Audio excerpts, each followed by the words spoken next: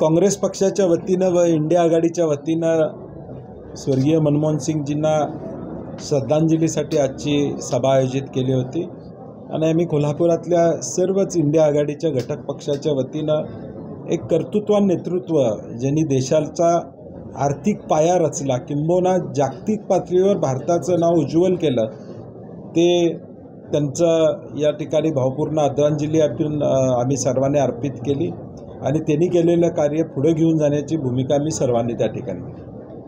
साहेब, सध्या राज्यामध्ये जी परिस्थिती आहे कायदा आणि सुव्यवस्था बिघडल्याची उदाहरण बीडचं आहे. एकूणच या प्रकरणाकडे तुम्ही कसं बघता? कारण आपण गृहराज्यमंत्रीपद यापूर्वी भूषवलेलं आहे. पोलिसांवर तपास यंत्रणांवर प्रश्नचिन्ह निर्माण नाही, मला वाटते पोलिसांनी कार्यक्षमता दाखवणं गरजेचं आहे.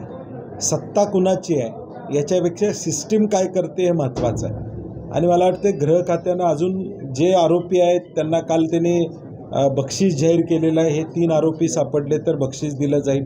मूळ आरोपी सापडल्याशिवाय या केसचा उलगडा होणार नाही आणि म्हणून एका वेगळ्या दिशेला ही केस घेऊन जायचं चाललं आहे का असा संशय आम्हाला सगळ्यांना त्या ठिकाणी येतो आहे. आणि म्हणून माझी राजकीय नेतृत्व करणाऱ्यांना सत्तेत असणाऱ्यांपेक्षा पोलीस खात्याची प्रतिष्ठा आता पणाला लागलेली आहे की 20 दिवस झाले 22 दिवस झाले आरोपी जर सापडत नसेल तर देश पातळीवर आम्ही काय उत्तर देणार आहोत?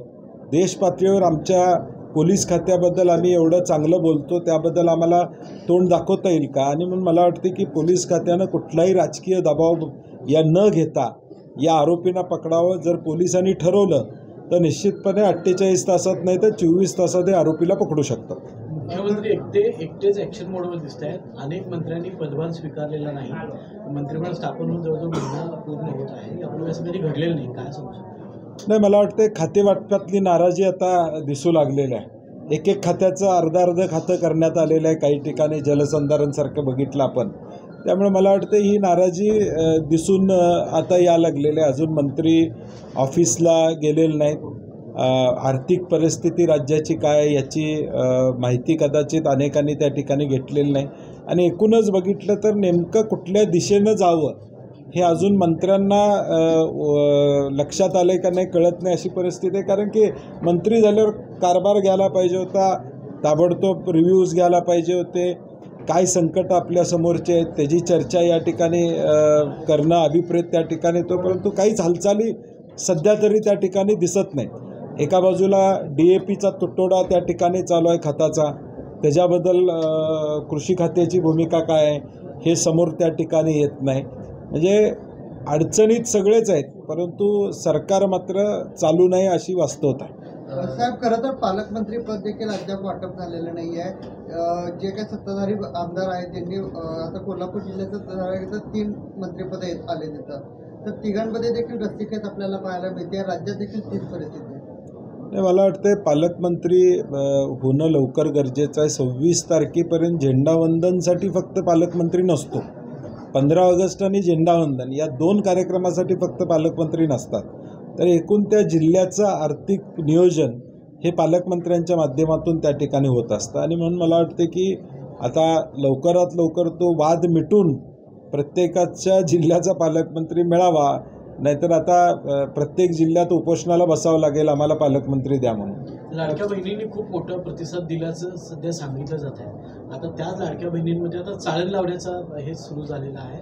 क्रायटेरिया वेगवेगळे लावत आहेत, त्यामुळे त्यांची संख्या कमी होण्याची शक्यता आहे. नाही, मला वाटतं आता हे बातम्या वर्तमानपत्रामध्ये आलेल्या आहेत. आता त्या बातम्यांचं GR ज्यावेळी रूपांतर होईल आणि खरी वस्तुस्थिती समोर होईल त्यावेळी याच्यावर बोलणं संयुक्तिक राहील. आमचा प्रश्न एवढाच असेल की हा GR तुम्ही आज करताय, ज्यावेळी ही योजना चालू झाली त्यावेळी अर्थ खात्यानं त्या फाईलवर काय लिहिलं होतं?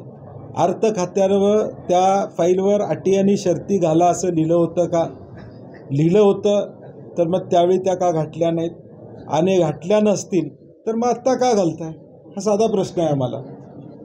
ह्या अटी आणि शर्ती आज तुम्हाला आठवल्या त्या ज्यावेळी तो GR काढला गेला आणि सरसकट आमच्या भगिनींना तुम्ही भाऊबीज म्हणून हे सगळं केलं, मग आत्ता त्या बहिणीतला दुरावा तुम्हाला दिसायला लागला का? आता मग त्यातली लाडकी बहीण 2 लाडक्या आहेत, राहिलेल्या 3 लाडक्या नाही आहेत असं म्हणायचं आहे का तुम्हाला? नाही म्हणून GR येऊ दे. GR आल्याशिवाय कळणार नाही की नेमकं काय यामध्ये सरकारची भूमिका नेमकी काय.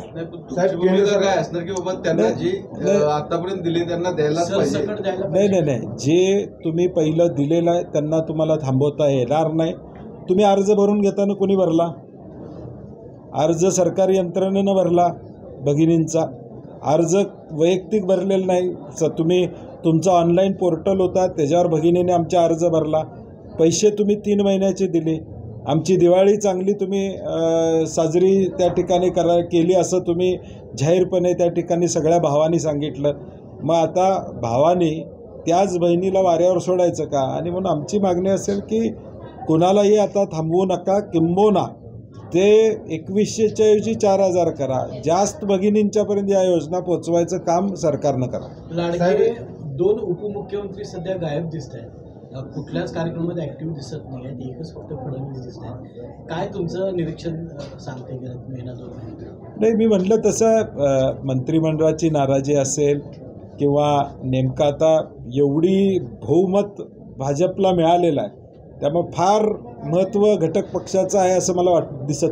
साहेब केंद्र सरकारचा एक धक्कादायक अहवाल समोर आला. त्यामध्ये शाळांमध्ये जे कॉम्प्युटर आहेत ते 57% कॉम्प्युटर आहेत ते शाळांमध्ये चालू आहेत. बाकीचे उरड बंद आहेत. अनेक ठिकाणी इंटरनेट सुविधा देखील नाही आहेत. मग भावी पिढी घडणार कशी असा एक सवाल. नाही एज्युकेशन सेक्टरमध्ये आता ग्रॉस एनरोलमेंट रेशो म्हणजे आता मुलं याचा रेशो हा सुद्धा कमी आला आहे दुर्दैवानं. अशी आकडेवारी समोर त्या ठिकाणी आलेली आहे. मात्र अद्याप देखील येथे डेव्हलपमेंट म्हणावी तशी होत नाही आहे. कसं IT चं पुढं धोरण असणार आहे? कारण की तुम्ही देखील पालकमंत्री असताना प्रयत्न करत होता कंपन्या येण्यासाठी. आता प्रयत्न कुठंपर्यंत आले? शेंडा पार्कमध्ये जमीन आरक्षित IT पार्कसाठी केलेलं आहे. आता कोल्हापुरातल्या जनतेनं महायुतीला भरभरून असं यश दिलेलं आहे. त्यामुळे आता महायुतीच्या आमदारांची मंत्र्यांची आता नैतिक जबाबदारी आहे की कोल्हापूरचा IT पार्क करणं, शाहू मिलचा विस्तार त्या ठिकाणी करणं, कोल्हापुरातले रस्त्यांचं नियोजन त्या ठिकाणी करणं, एकूणच या तालुक्यातली रखडलेली धरणं असतील, रखडलेले अनेक प्रकल्प असेल. हातकणंगल्यात लॉजिस्टिक पार्क होणार होता तो लॉजिस्टिक पार्कचा विषय प्रामुख्याने या ठिकाणी असेल. गड किल्ल्याचं संवर्धन असेल. हे सगळं आता 5 वर्षात एवढा मोठा मॅन्डेट जनतेनं दिलेला आहे. त्यामुळे आता त्या लोकांनी काम करावं अशी आमची अपेक्षा आहे. शक्तीपीठ महामार्गाच्या निमित्तानं मुख्यमंत्री पुन्हा एकदा ते आपण करणारच असं म्हणतायत. कुठलं शक्तीपीठ महामार्ग गोवा येऊ दे. आता रद्द केलेलं नोटिफिकेशन कोल्हापूरचं निवडणुकीच्या आधी आता प्रीपेड मीटर सारखं आहे का बघू. थोडे दिवस जाऊ देत.